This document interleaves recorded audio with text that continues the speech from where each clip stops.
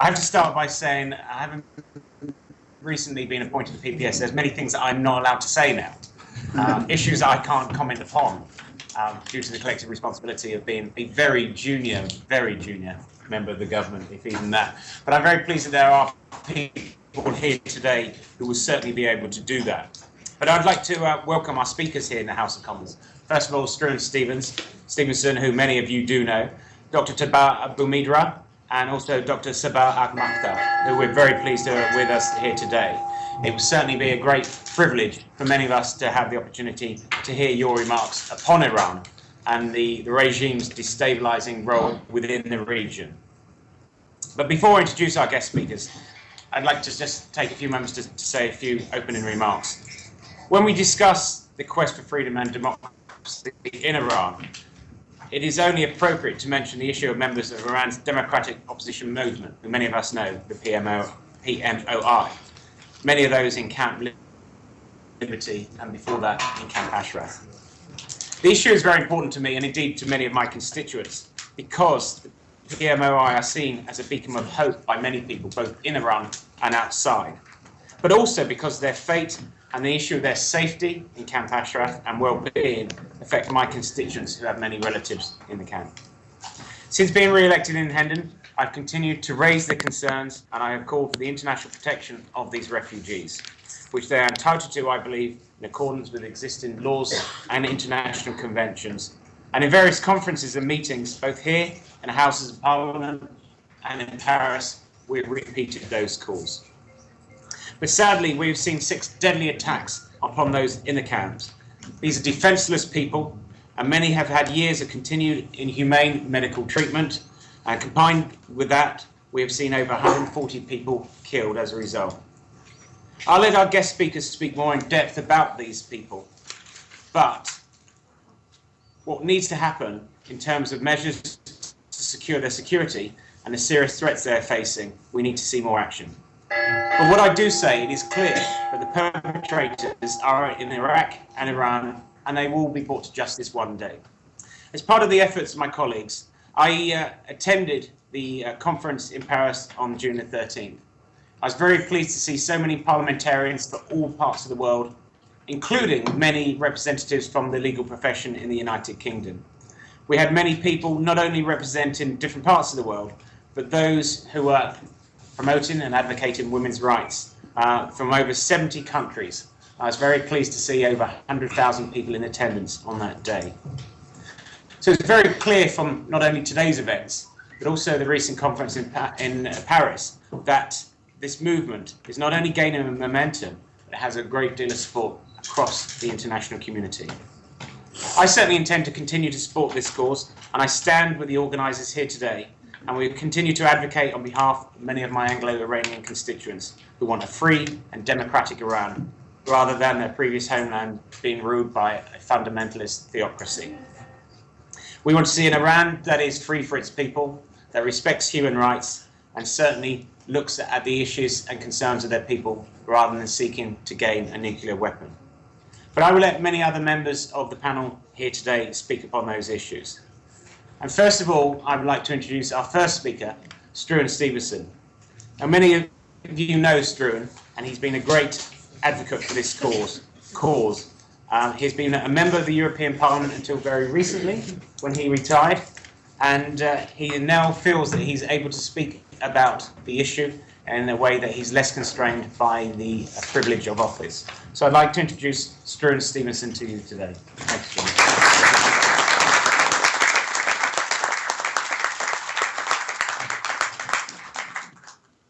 Thank you very much, Matthew, and congratulations on your elevation to the role of PPS. I'm sorry that you are constrained. I know the problems, having been a parliamentarian myself.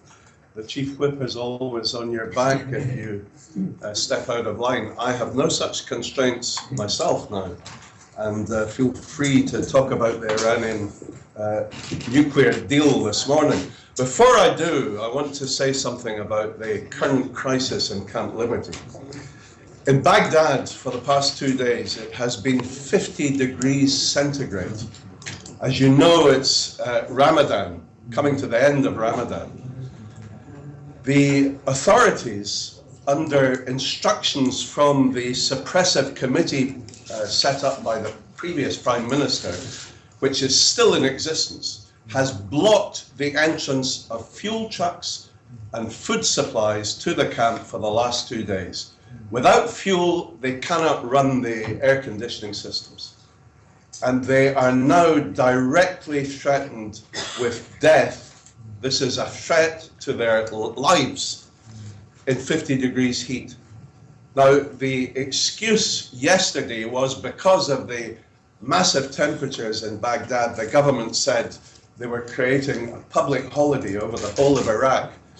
Of course, the holiday didn't apply to the guards who surround Camp Liberty and point machine guns from the machine gun towers into the camp, not outside to protect them from terrorists. They're pointing in at the 2,500 refugees. This, although each one of these people has been registered as a refugee by UNHCR, by UNAMI as well, they are being treated as if they were hostages, prisoners in a concentration camp, and their lives are now directly threatened. So the government excuse that the trucks weren't allowed in because it was a holiday, when they tried to enter the camp again this morning, they were told you can't enter today because your permits were for entering yesterday. Now this is ludicrous. I have written this morning to the Prime Minister of Iraq, Haider al-Abadi, and asked that my letter be emailed directly to him, saying that I am raising this matter with Gutierrez, the High Commissioner for Human Rights and Refugees in Geneva, and with Jan Kubiš, who is the senior representative of the United Nations in Iraq. And I'm saying I'm raising this matter in the House of Commons in the UK today and demanding that they lift this siege. We've known about the medical siege of Camp Liberty, which has gone on now for months and cost the lives of several of these refugees already. But this latest appalling assault on the human rights of these people is an outrage. And I have to say, we know that the Iraqi government, under instructions from their masters in Tehran, are intent on murdering these innocent civilian refugees. We know that. But it is outrageous that, having registered each and every one of them, that UNHCR and UNAMI do nothing to cause a public outcry. They should be putting out press releases every day about this. They should be banging on the doors of world leaders, saying, for God's sake, step up to the plate and do something to help these people. So I just wanted to start by saying a few remarks about Camp Liberty, which gets me very worked up, as you can see. The other thing that gets me very worked up is the deal that has been struck this week over the Iranian nuclear situation. Because with our attention distracted by the ongoing economic crisis in Greece, I think the eyes of the world have been diverted from the unfolding calamity in Vienna, where President Obama and the P5+1 nations have bulldozed through this nuclear deal with Iran. Determined to secure his footnote in history, Obama swept aside all warnings and fears and signed an agreement that effectively ends sanctions on the Iranian regime and releases over $150 billion of assets that were previously frozen, as well as unlocking the oil wells in Iran, which will start earning them great sums of money. And in return, the West gets virtually nothing.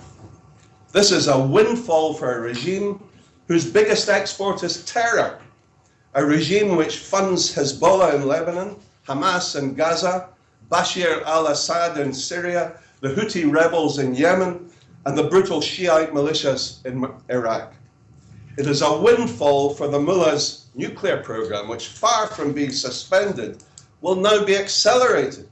And it's a windfall for Iran's expanding ballistic missile program, which has intercontinental missiles capable of carrying nuclear warheads and striking targets in Israel, Saudi Arabia, or even in Europe.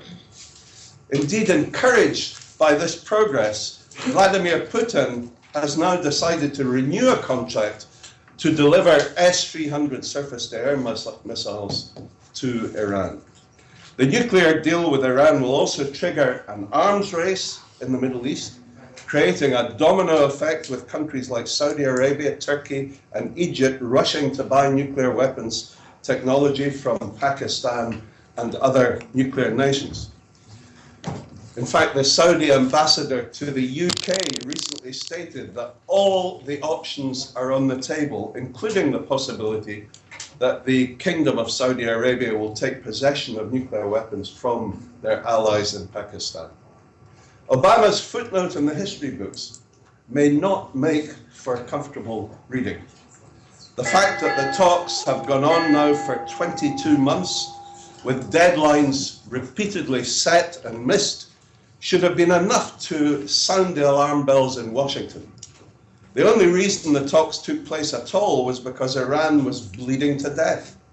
With rampant corruption and incompetence, the Iranian leadership has allowed large sections of the economy to collapse. The impact of sanctions on Iran, coupled with the recent collapse in oil revenues, has crippled the theocratic regime. Welfare handouts have been savagely cut, food prices continue to rise, the black market is burgeoning, and while the top leaders in Iran live a life of luxury, anger is building amongst the poor. Increased repression, mass arrests, public hangings and floggings have been the regime's response, because what they fear more than anything is popular fury spilling over into a new revolution, sweeping the fascist ayatollahs and their henchmen from power. But extinguishing the fires that are raging around the Middle East will not be achieved by handing a box of matches to the arsonist. By signing the agreement with Iran, the P5+1 nations have missed a unique opportunity to topple a rogue nation and restore peace and stability to the region. Ending sanctions and the subsequent release of assets will revitalize the Iranian economy and ensure the regime's survival.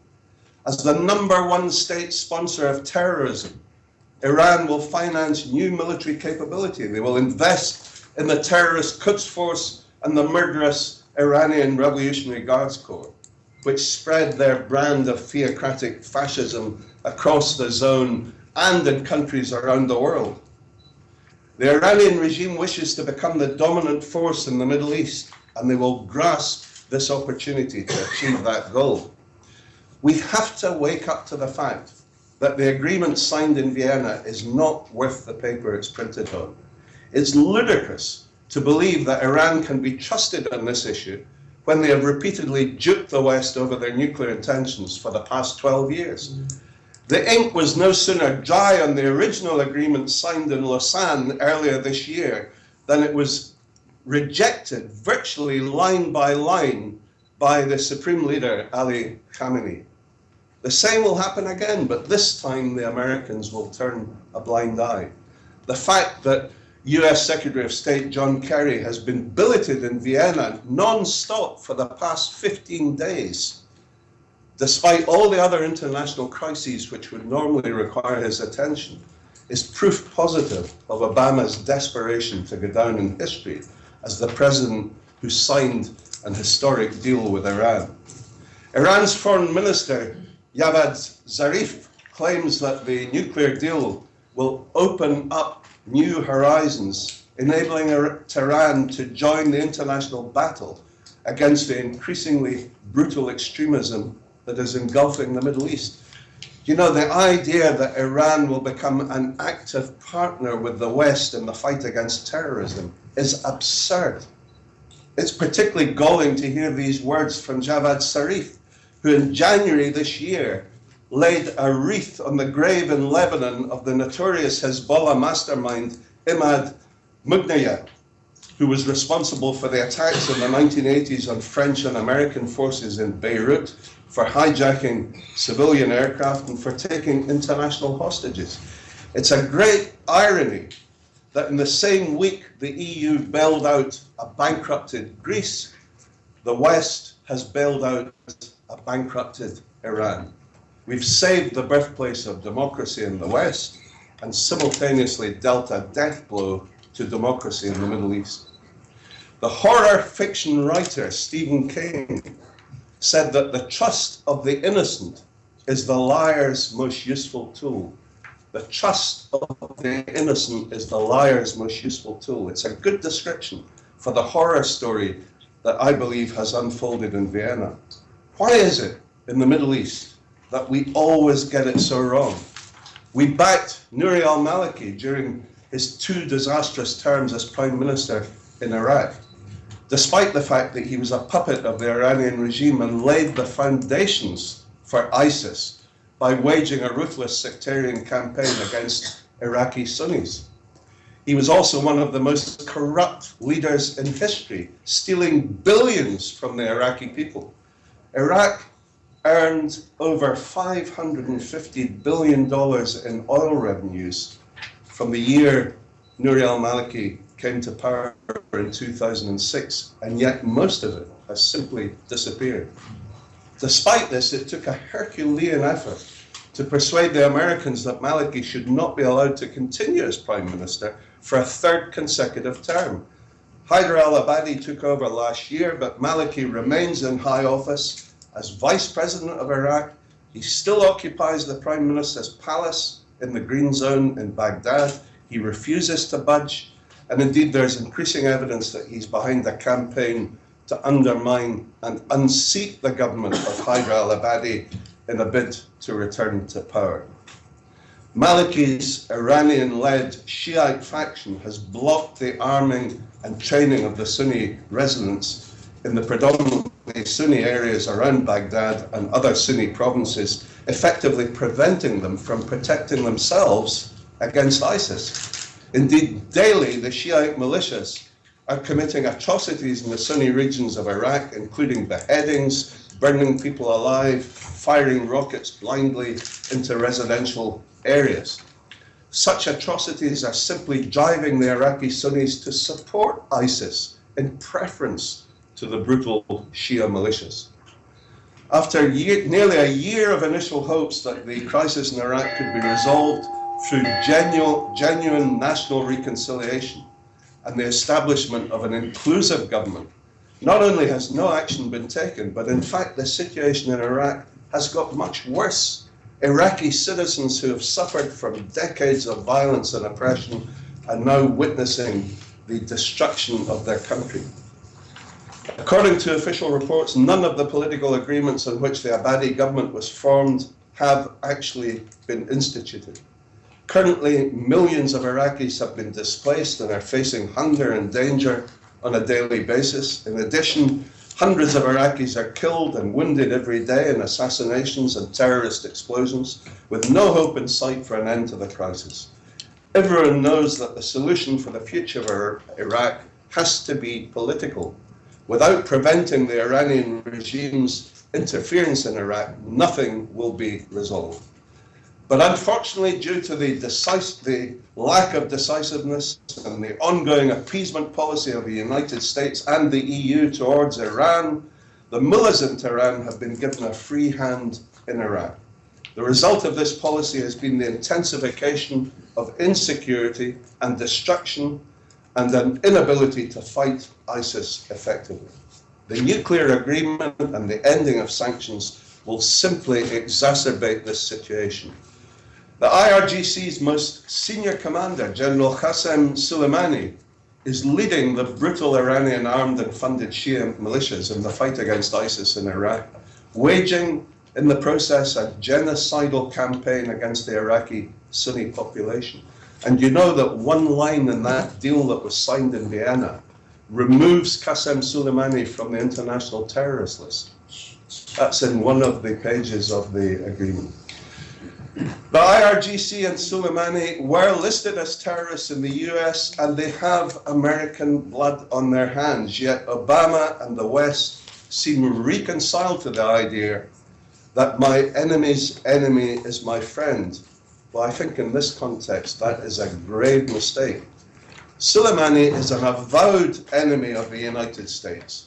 and will be overjoyed at the ending of sanctions and the ending of the freeze on the IRGC's international assets.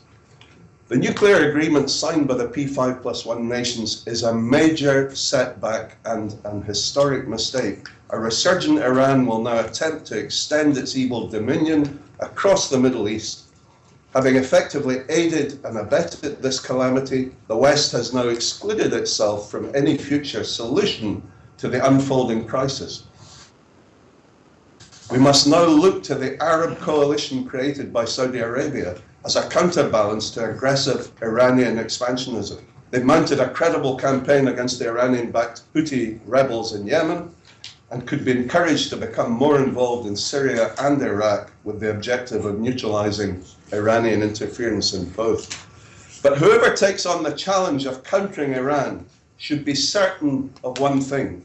There is a credible opposition movement waiting in the wings to take over power from the evil mullahs.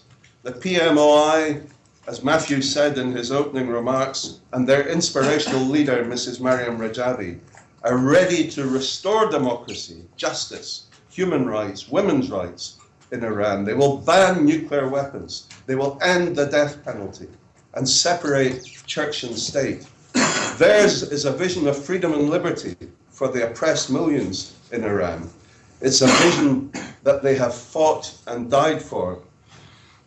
Their self-sacrifice in the PMOI has been an inspiration to us all.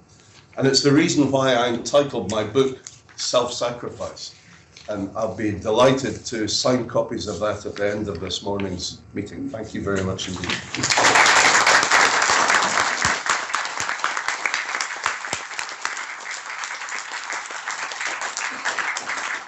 Thank you, Struan. I have to say that was a fantastic speech, and certainly not only wide-ranging, but very inspirational in your consideration of the matter. So thank you very much. It's absolutely wonderful. I will change the running order because some MPs, including myself, do have to go off to undertake some other duties in the House today. So first of all, I'm going to ask Sir Roger Gale, who I know has another appointment at 11:45, and then I'm going to ask Sir Keir Starmer if they would like to speak. So first of all, Sir Roger. Thank you very much indeed. Good morning, ladies and gentlemen. I can and will be very brief, if only because Struan, I think, has set out virtually the whole picture exactly as it is. Those of us who have been watching events unfold in Vienna and elsewhere in recent weeks have been horrified by the apparent acquiescence of the West towards a regime that is indubitably now going to go on to become even more dangerous than it has been before.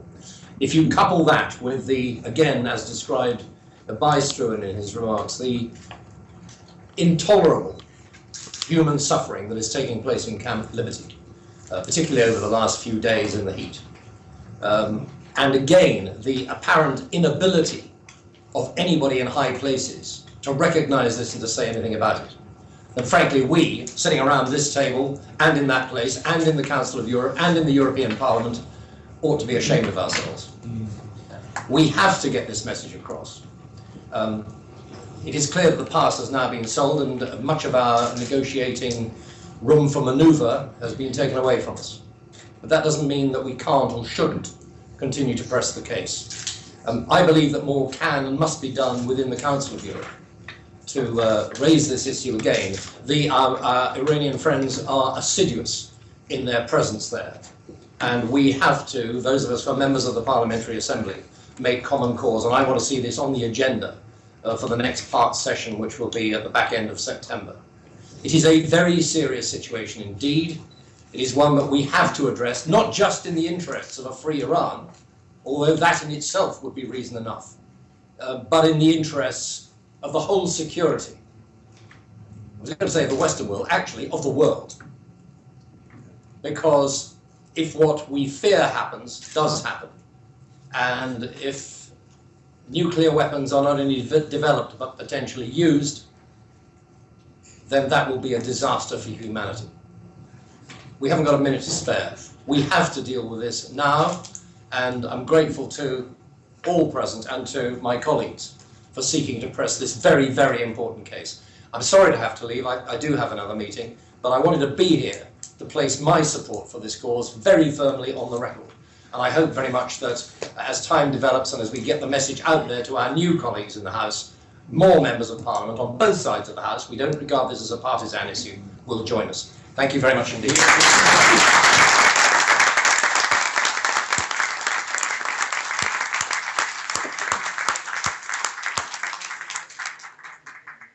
Ladies and gentlemen, I'd like to introduce you to Sir Keir Starmer.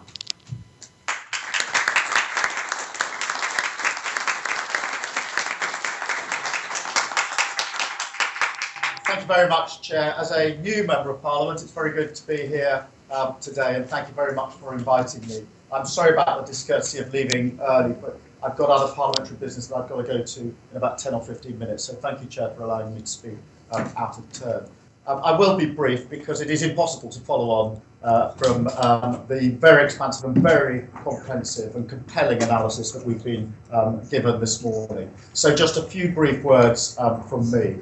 My perspective on this is my perspective on all international issues, and that is the importance of international human rights in all shapes and forms across all parts of our world. And Iran is a critical issue now in terms of international human rights. We do have standards that the world has subscribed to when it comes to human rights, and they have to be applied everywhere, however difficult the circumstances. And Iran is a critical example of this now. And I think the most important thing is to be clear about what those standards are, and to be equally clear about the ways to hold countries to account for their breach of human rights. And we're talking about serious and ongoing breaches of human rights.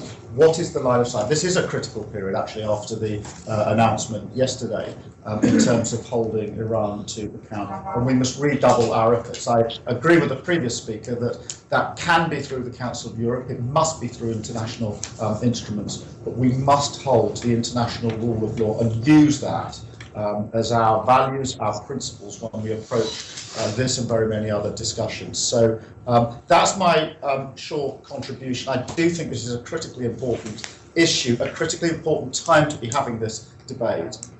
We have the great benefit of the knowledge around this panel. I'm happy to be here and to speak to you today. Thank you very much for inviting me. We have many good friends and many esteemed colleagues here on the panel, and I'm very pleased that a new Member of Parliament has decided to take up the cause. So thank you very much, Sir Keir, indeed for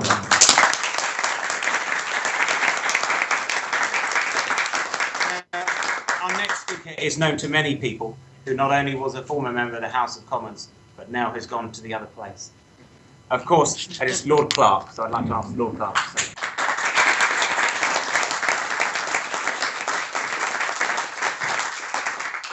Matthew, I was never a Member of Parliament.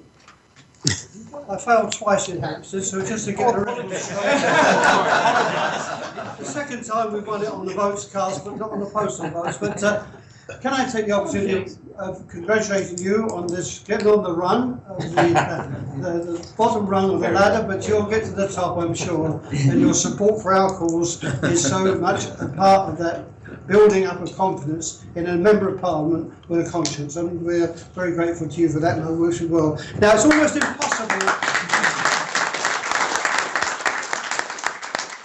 impossible to make a speech about what's been happening after hearing from Struan this morning. That overview, sir, was something that I wouldn't mind having a copy of, because as an uneducated person in this Parliament, I find it very difficult to find the words that you're able to just come off the end of your tongue. My words are well known to all of you. For the last 30 years, I've been trying very hard to get the issues of human rights, long before the nuclear issue became so important to all of us. But all those years ago, when we saw the spectacle of youngsters hanging from the cranes gibbets, the makeshift gibbets of the cranes, young children of 16 taken out and summarily executed, and only a fortnight ago, all these years afterwards, young men having their fingers chopped off because they didn't agree with what was going on. So it's very difficult to add to what's been said. But yesterday we had the statement read out And what I'm going to say is no criticism of the Minister in the House of Lords. Baroness Ainley did a wonderful job in the last few months when we've been questioning about Iran and Iraq and the Middle East. She's always been straightforward. But I'm afraid to say that it will take much more than the document we've seen this week or we've heard about to convince me that there is any real progress in terms of human rights. All right, they'll get their oil money, okay, they'll get some relief of some sanctions, but will the ink on the paper of the document, will that in any way absorb the blood of the amputations, the brutality, the throwing of acid at women? Will that document help any Iranian person to have the freedom to speak out? I have my great doubts. We heard yesterday from Baroness Ainley, she repeated a statement that was made in the Commons, and I was itching to get in, but of course as a backbencher, and I expect you'll get to learn that it's very difficult when you've got people from the Privy Council and the people that have been there since the year dot jumping up, and I just got a bit frustrated, and my question was going to be that, did they ever discuss human rights when they talked about nuclear bombs? Because every bomb in the world is known, and we know about it, but the people who are dying daily, and we've heard of the terrible tragedy in what I call the concentration camp of Camp Liberty. We've heard of what's going on there, 50 degrees. We think it's warm in this place, don't we? People are saying, oh, isn't it hot? Imagine if you're stuck outside in the lorries with much needed supplies and not being allowed in because some bureaucratic person doing the bidding with the mullahs in Tehran, in Iraq, is saying you can't go in and relieve this terrible pressure that's on people. Now, I can't go over all that's been said, but I think it's good to remind ourselves at this time of where we've been in this 30 years. We've had Lord Corbett, late Lord Corbett, who founded the British Parliamentary Committee for Iran Freedom, with Lord Archer, that's Lord Archer of Sandwell. We've had a whole number of people that have given their cause, Lord Slim. We've had lots of people that have tried so hard to get the message across.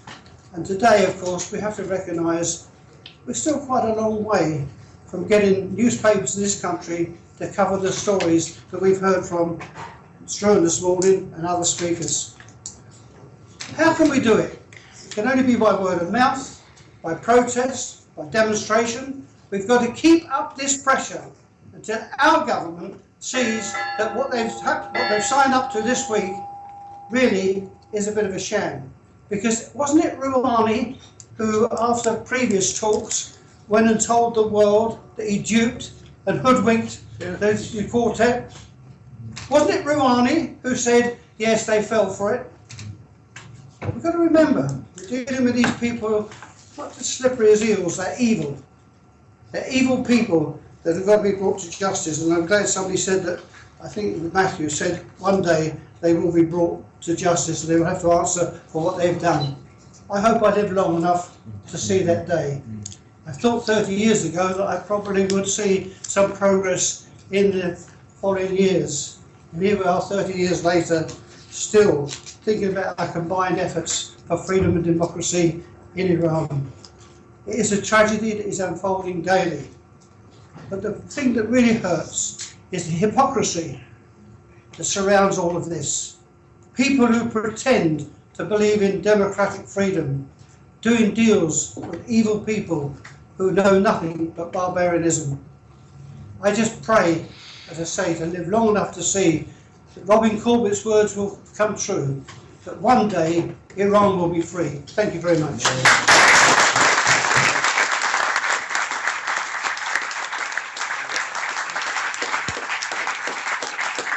Thank you, Lord Clark. I'd like to introduce our next speaker, who definitely was a member of the House of Commons before going to the other place, and that is, of course, Lord Ken McGuinness.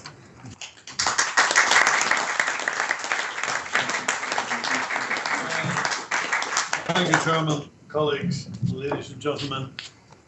I don't think it matters whether the words trip lightly off your tongue or whether, in fact, you feel you have to work hard. The words from my colleague Lord Clark are from his heart. Yeah, and we thank him for that.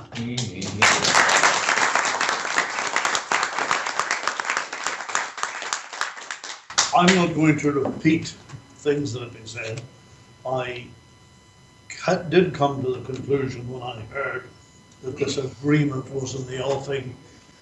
Well, that will be promises to allow certain things to happen, which will not happen. And that effectively is what this agreement should be about. Whether, in fact, there is proper supervision, we know there won't be, of the atomic development in Iran. But I want to speak about something else today, because I think my colleague Tony was slightly generous to our own Department of Foreign Affairs.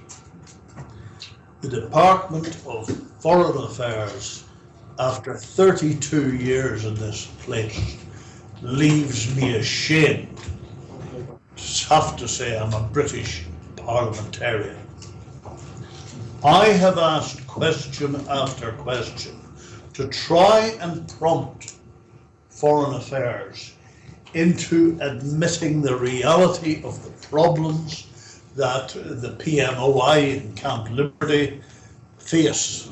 That point alone, I'm told that this body and that body, and it's always a body, it's never an individual, this body and that body are content that conditions are good in Camp Liberty. Look at parliamentary questions that I've asked and look at the answers from the Foreign Office, and you will find they say conditions are good, conditions are satisfactory. I have a very good friend, a good friend of all of us, Colonel Wesley Martin, who sends out, I don't know if any of you get it, a bulletin on an almost daily basis, signal copy, and it is quite excellent. It is based on day-to-day information that he is able to acquire, and he can tell you at first hand and very quickly, he can tell you the awful conditions that exist in Camp Liberty. But being absolutely fed up to the back teeth with these evasive answers, I thought, well, they can't give me a crooked answer if I ask the direct question. How many Iranian refugees in Camp Ashraf and Camp Liberty have died during their times there, A, as a result of violence, orchestrated violence against them, and 2, as a result of being denied adequate medical help? What do you think the answer was? I hope you've seen it. We don't keep those figures. Our Department of Foreign Affairs, and we have a very competent, as far as he's allowed to do what he needs to, I think we have a very competent ambassador in Baghdad. But we don't keep figures. This humane society, today we'll be debating the Universal Declaration for Human Rights, specifically Article 18. We'll be debating that in the Lords at about 3 o'clock this afternoon.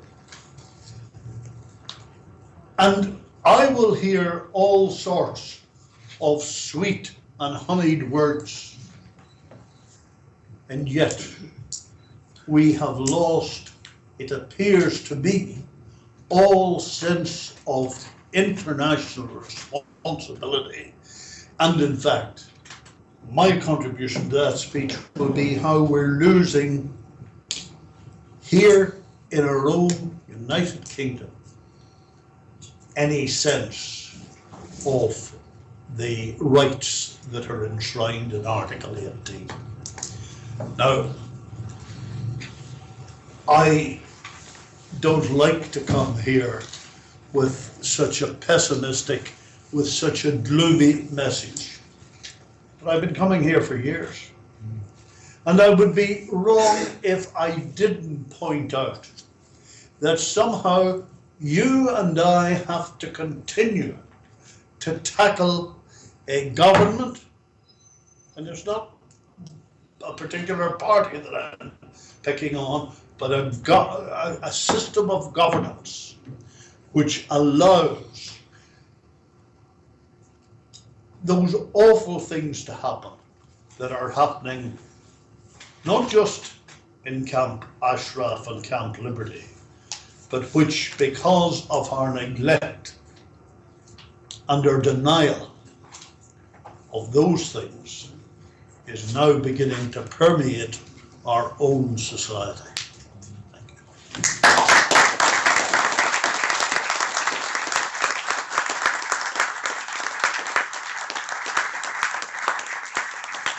Thank you, Lord McGuinness. And I'd like to introduce our next speaker, who is Dr. Sabah al-Mukhtar.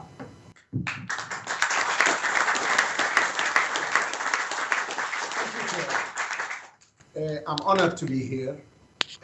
While we're discussing this is the great nation of Great Britain and its people, which looks after principles everywhere in the world. This is not in defense of one group or another.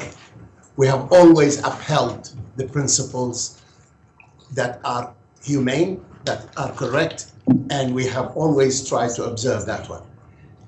I must say I'm a little bit partial. I come originally from Iraq.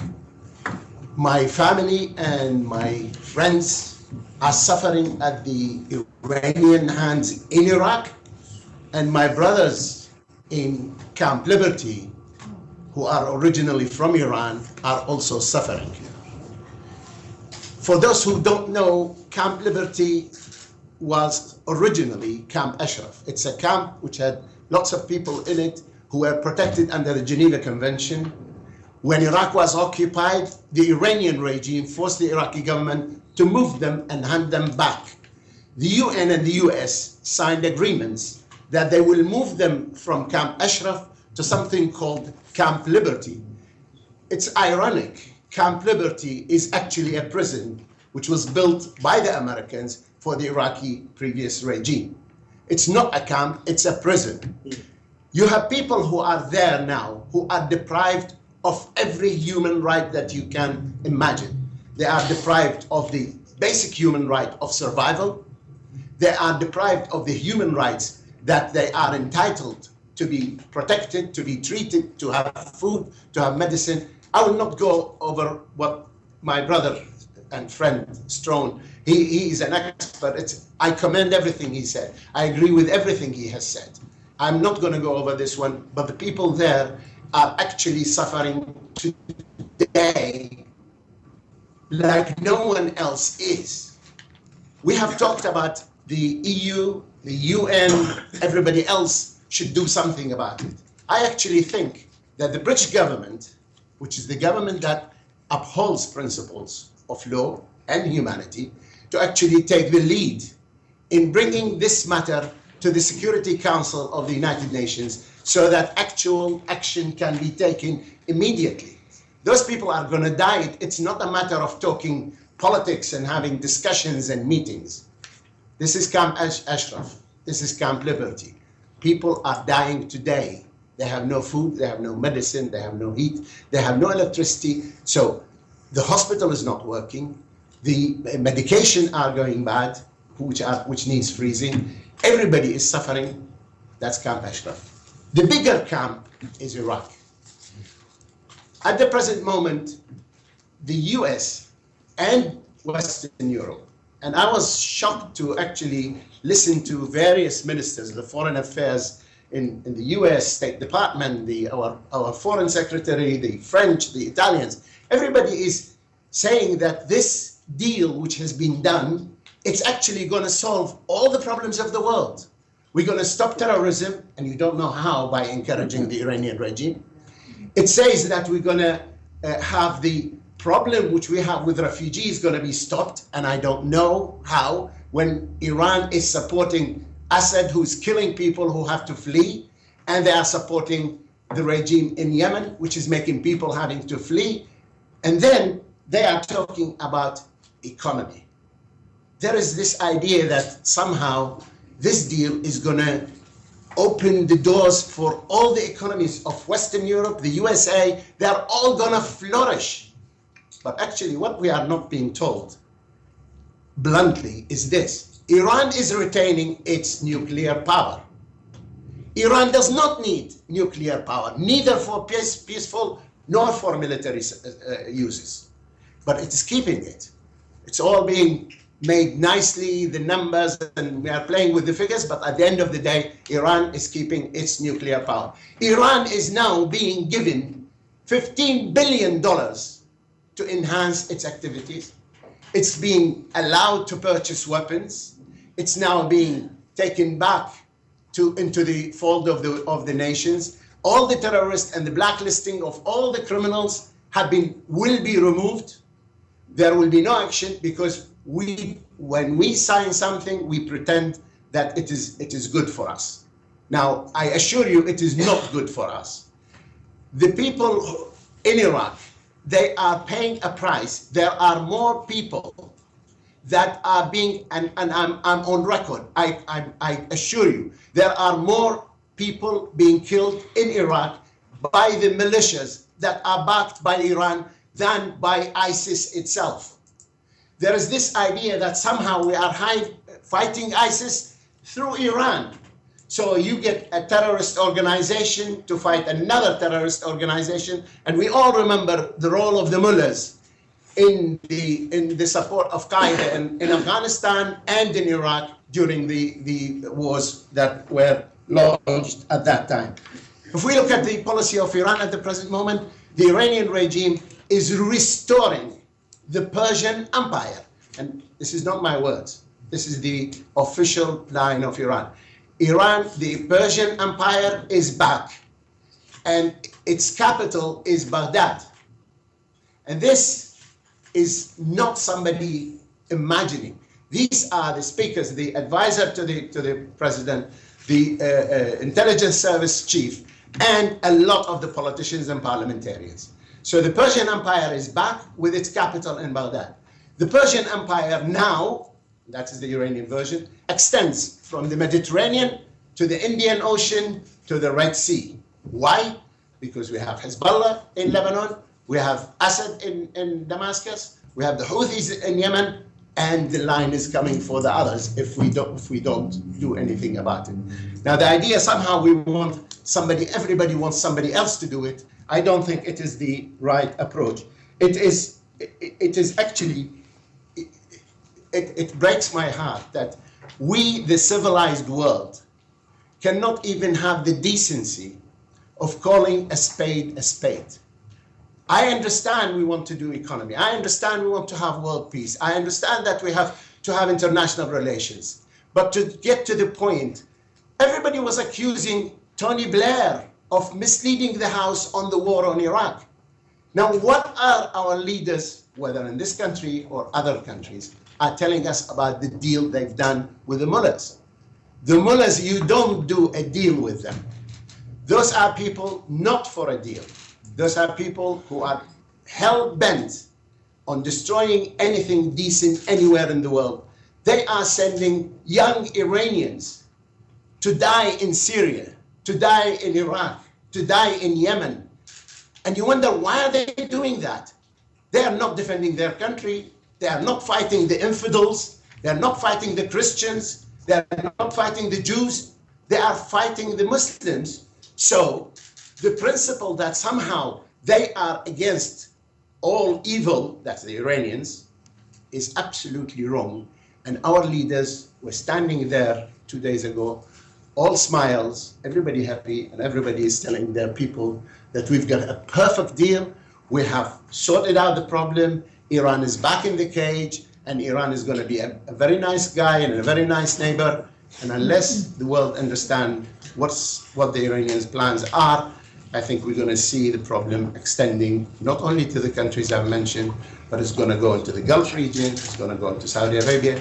And I promise you, faithfully as a Muslim in Ramadan, that the Iranians are saying our next step is to go to Mecca to liberate it from the infidels. That is the slogan. So there is no end to that one. It is not only the oppression in Iran, it's the oppression against the Iranians anywhere, including Camp Liberty. And it breaks my heart to imagine how people must be suffering today in Iraq in this heat, when they can't even have water to drink, and they cannot have the medicine or the food they need. Yet we are celebrating the achievement of giving Iran $15 billion and more weapons, and saying that they are the good guys and they will run the world very well. Thank you very much. David Jones, MP, is a great supporter and a great friend, and I give the floor back to him.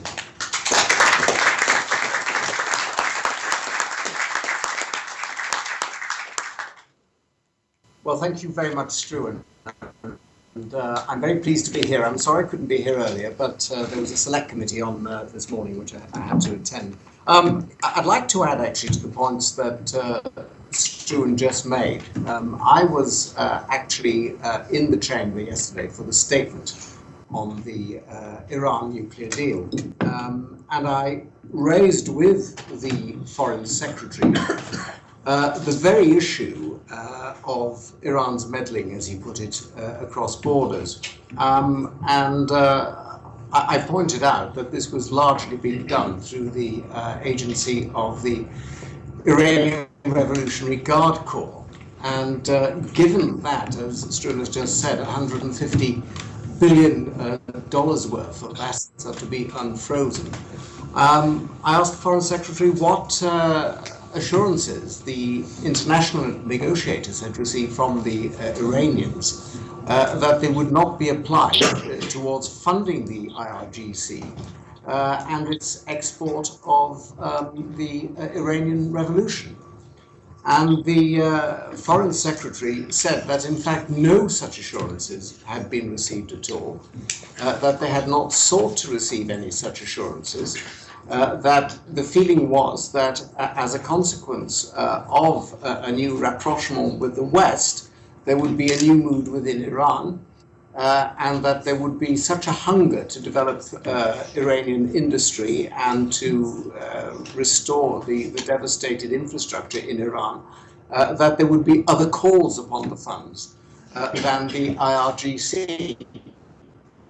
And I have to say, with all due respect, huge respect, genuine respect to the Foreign Secretary and his international colleagues, I find it hard that they should come to such a position, given the conduct of the Iranian Revolutionary Guard as we've seen it over the past decades, and given what is actually happening now, even as we speak, in Iraq and in Syria and in Lebanon and in Yemen and in lots of other places that we could all mention.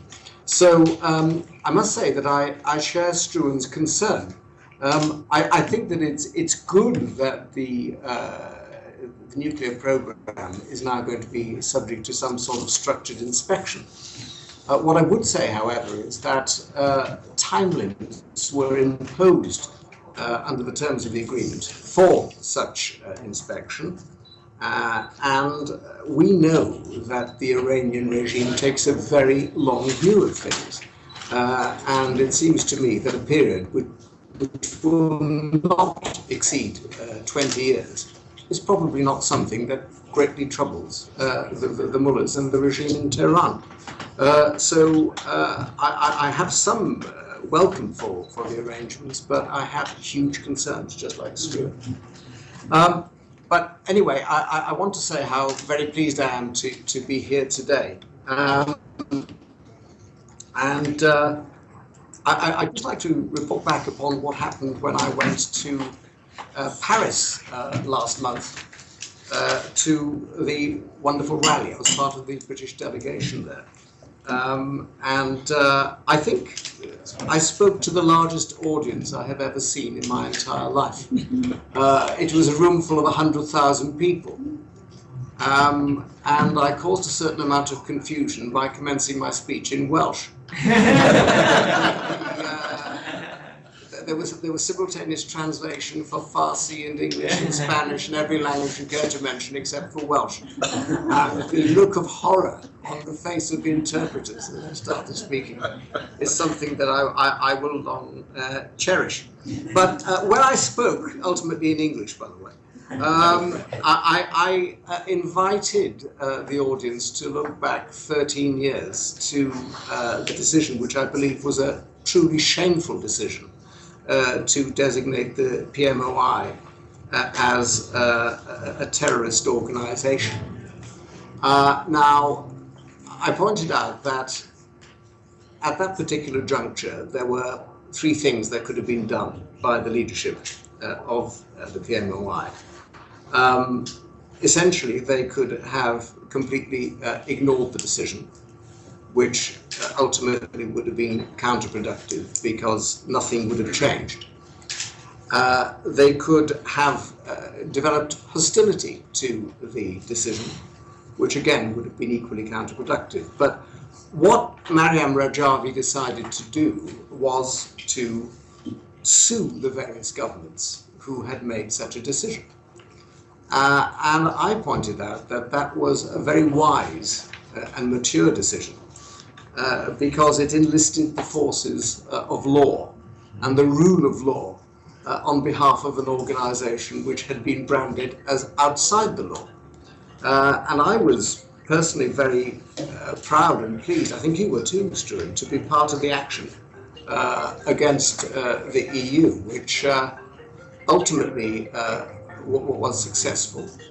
We took the British government to court as well in Luxembourg, and we won that. And ultimately, of course, action was taken. That rings a bell. Action was taken against the United States government, which was also successful. And whose phone is that?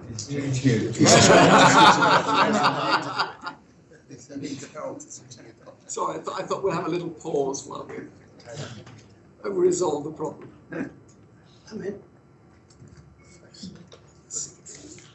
Okay, sorry about that. There are bells and chimes and all sorts of strange tones going on all around the room. Quite distracting, really. I'd forget about it if I were you, I'm sure. Why don't we just take it outside the room until after the meeting? So essentially, it seemed to me that we had evidence of the fact that in the NCRI, PMOI, we had an organization that could quite easily have caved in to be branded a terrorist and an outlaw, but in fact decided to pursue the route of the rule of law and ultimately to emerge victorious. And I think that this was a complete vindication for the NCRI. And I think that it's important now that the NCRI should get a fair hearing around the parliaments and governments of the world. And one of the things that I and my colleagues here, and by the way, I'm delighted to see Steve McCabe just arrived, he was in Paris too. That's one of the things that we'll be starting to do very soon. I was going to address you about the Iranian nuclear deal, but it seems to me that that has been quite extensively canvassed before I arrived here today. The only addition that I would say is that I think that it's something that we need to take baby steps over, and we really need to see how the agreement progresses. We were told by the Foreign Secretary that there should be a 12-month window in the event of any breach for further action to be taken. I only hope, given that we're talking about nuclear materials, that that is a sufficient window of opportunity. I wanted to mention too what is currently happening in Camp Liberty, which I think must be deeply disturbing to all of us. I'm informed that the temperature at Camp Liberty is currently 50 degrees Celsius. it's extremely hot, even by the standards of Iraq.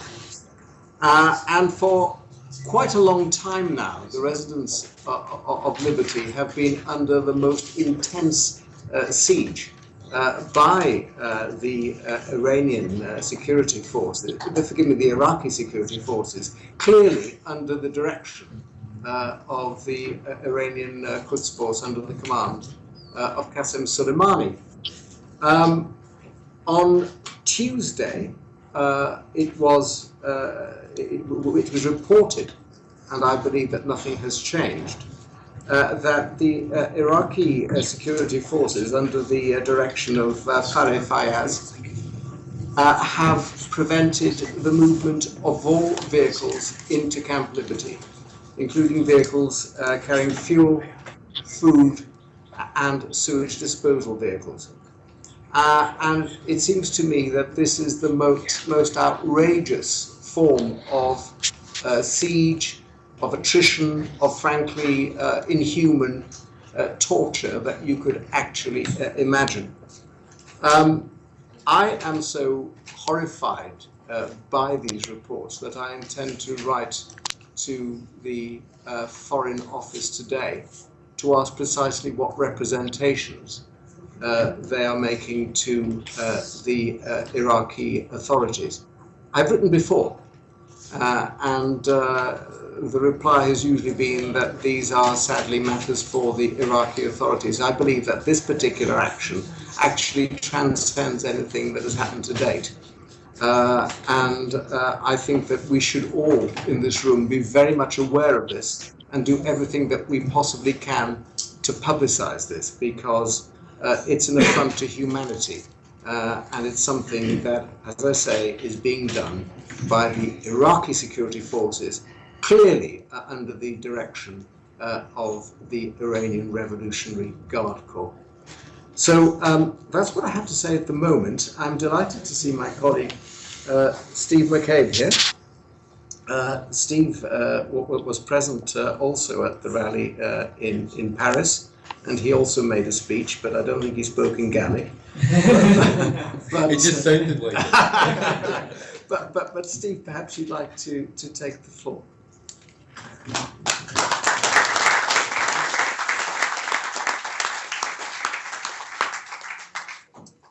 Good morning.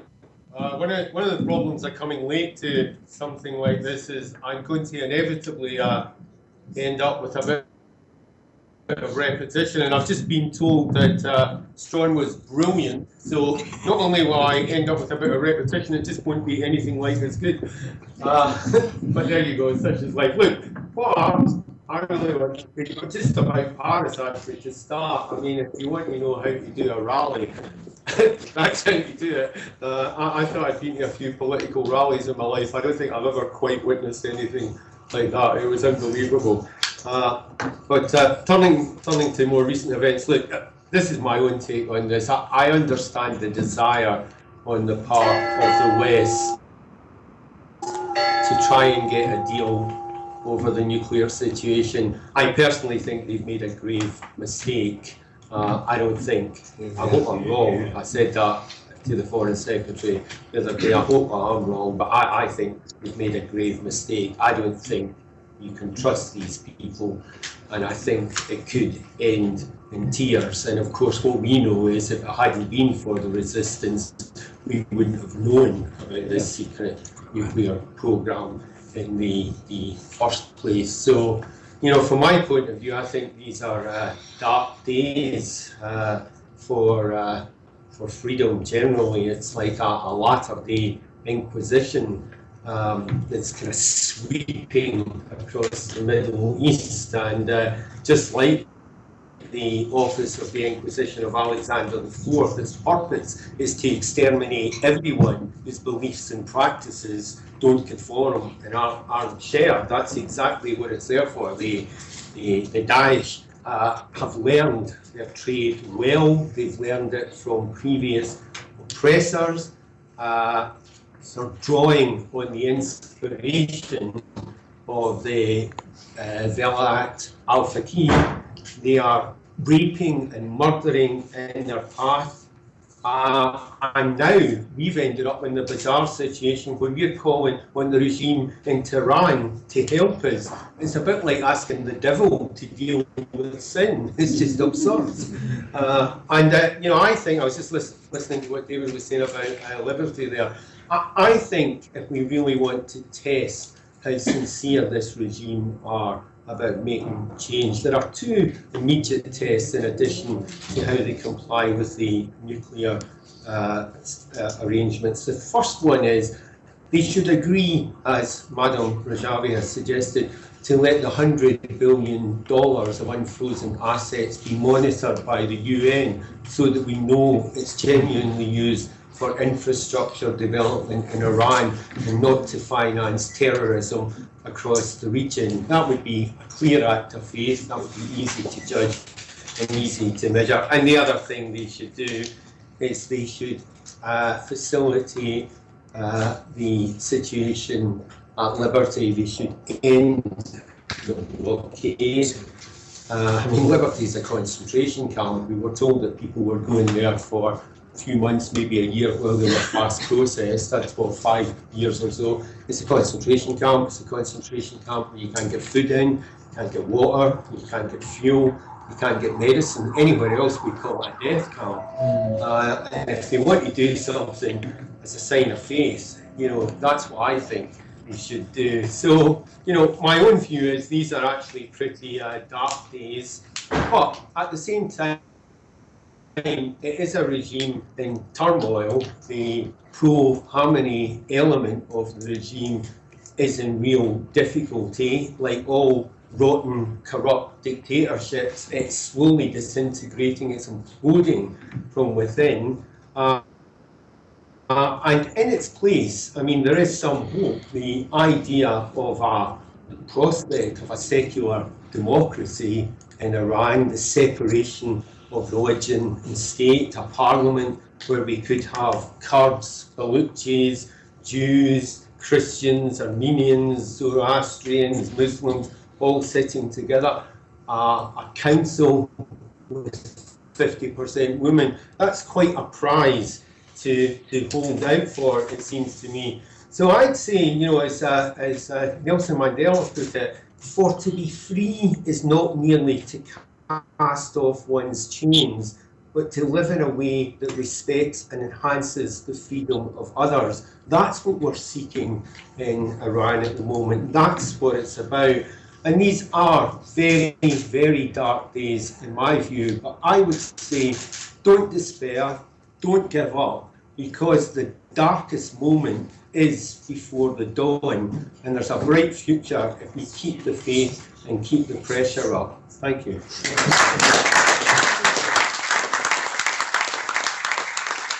Sorry, this is unexpected. So I just came to really listen. I've been watching the resistance movement in Parliament ever since I've been here, all of the 17 years, and I've always used their very dedication to ensuring that Parliament and parliamentarians are aware, which has been a profound campaign, and it's one that has really stood the test of time, and it has shown that their work, their dedication, has really paid off in terms of making sure that parliamentarians are aware. I remember when I think 3 or 4 of the members used to come in the central lobby every single day, and they would just wait there, waiting for members of parliament to come and talk to them. Well, you know, I congratulate you that we are here, all of us, and more of us are wanting to hear your experience, and this is a remarkable progress, and hats off to you. With regards to the Iran deal, I have nothing to do with it, and neither do I perhaps understand the complexities. But as a member of the House of Lords whose interest lies at the heart of peace, if you like, seeking peace in the Middle East and the world, I would just say to you that there's a bigger picture at play, and none of us, I think, are privy to the wider notion of what the impact could be of such a deal. I'm always concerned that in such circumstances, the real truth never arrives in front of the general public, and the real knowledge of what's behind the scene is never told. I listened very warmly to Shirin Ebadi only 2 days ago, in fact, who came to the House to speak about the voices of women of Iran. I've only once visited Tehran. It's a beautiful country, and men and women are remarkable men and women, just as they are elsewhere in the world. And I just wish that democracy prevails all across the globe. Surely this is the fundamental principles on which we all rise. Thank you very much. I just hope very much that your day will also come, and we will do everything that we can in our very small, measured way, because that's all we can do. Thank you very much.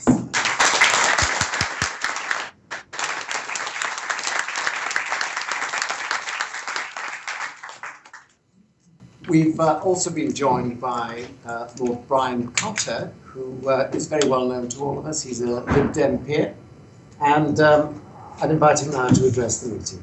Thank you.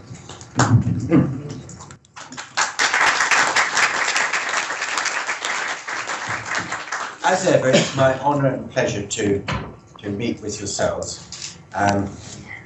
In that connection, I once again went to the tremendous event in Paris, which is by any standards amazing.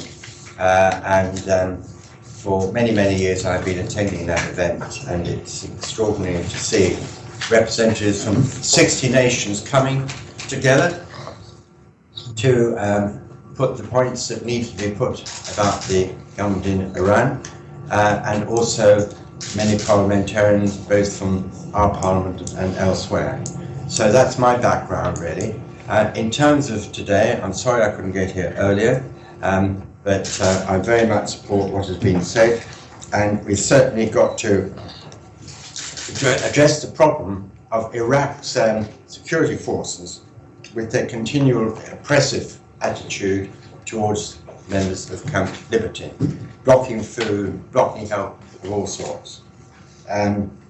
We have here and elsewhere urged the Iraqi Prime Minister to stop this oppressive regime interfering with what's happening in Camp Liberty, and it just must stop. It is wrong, and the world needs to be aware, which is what we're doing today, to make people aware of what's actually going on under the Iraq regime.